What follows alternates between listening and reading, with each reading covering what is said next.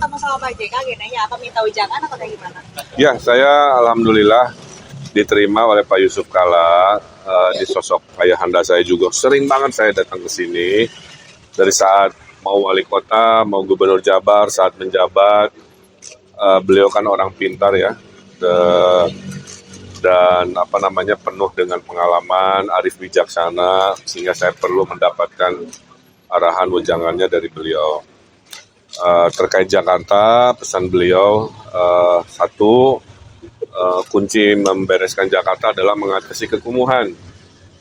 Jadi itu yang akan jadi prioritas saya juga, dan memang observasinya mengatakan salah satu ciri keberhasilan di Jakarta selain mengatasi kemacetan atau banjir adalah mengatasi kekumuhan.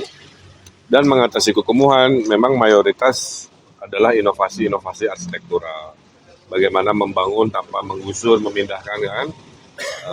Itu yang nanti jadi renungan saya untuk jadi program-program lah. Dan beliau juga sepakat solusi dari Jakarta, obatnya itu adalah perumahan. Kalau perumahan bisa vertikal, seperti di Singapura, di Hongkong, di mana-mana, itu akan menyelesaikan banyak sekali permasalahan bangkitan dari ketidakhadirannya kan. Karena ketidakhadiran perumahan terjangkau di tengah kota yang tinggi, maka isu-isu jarak jauh, kemacetan, polusi, stres, ekonomi boros akhirnya menyertai kehidupan di kota ini. Jadi nasihatnya itu, kekumuhan, perumahan vertikal yang untuk golongan rakyat.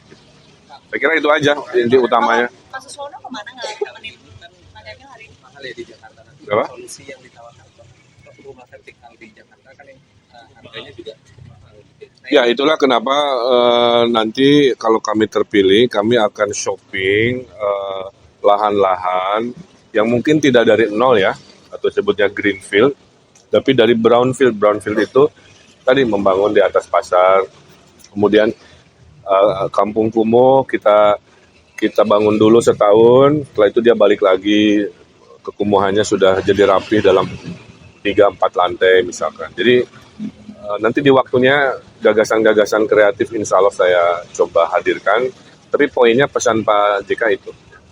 Hari ini Pak Suswono. Kalau Pak Suswono memang ada penugasan di beberapa komunitas-komunitas, jadi mohon izin tidak selalu bersamaan.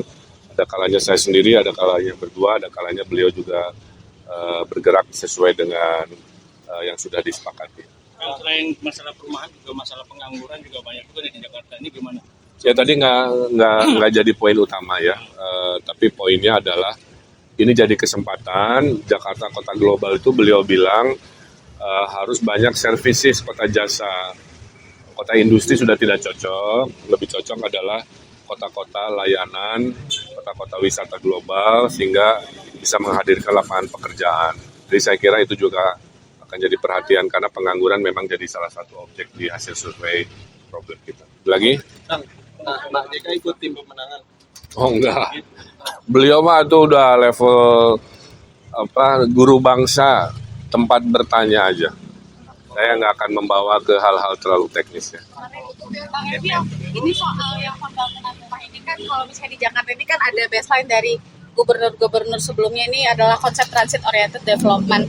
Nah ini kalau misalnya Kang Emil sendiri nanti apakah itu menjadi acuan juga untuk membangun lokasi perumahan-perumahan itu akan Ya, kan kuncinya adalah karena kurangnya perumahan vertikal di daerah-daerah tengah kota kan, maka kawan-kawan kan bergeser ke samping-samping, itu yang bikin macet, polusi dan seterusnya. Tapi di tengah kotanya kan nggak ada lahannya, maka harus dicari tadi di atas stasiun atau di sekitar stasiun yang kita sebut transit oriented development. Bisa di atas pasar, seperti halnya yang kelas menengah atas juga kan ada di atas mall. Jadi sebenarnya mirip-mirip. Tapi poinnya adalah insya Allah dicari solusinya, dan perbincangan hari ini menemukan persamaannya, bahwa permasalahan utama kekumuhan, permasalahan utama diberi solusi perumahan dengan berbagai inovasinya, insya Allah itu menyelesaikan setengah masalah Jakarta.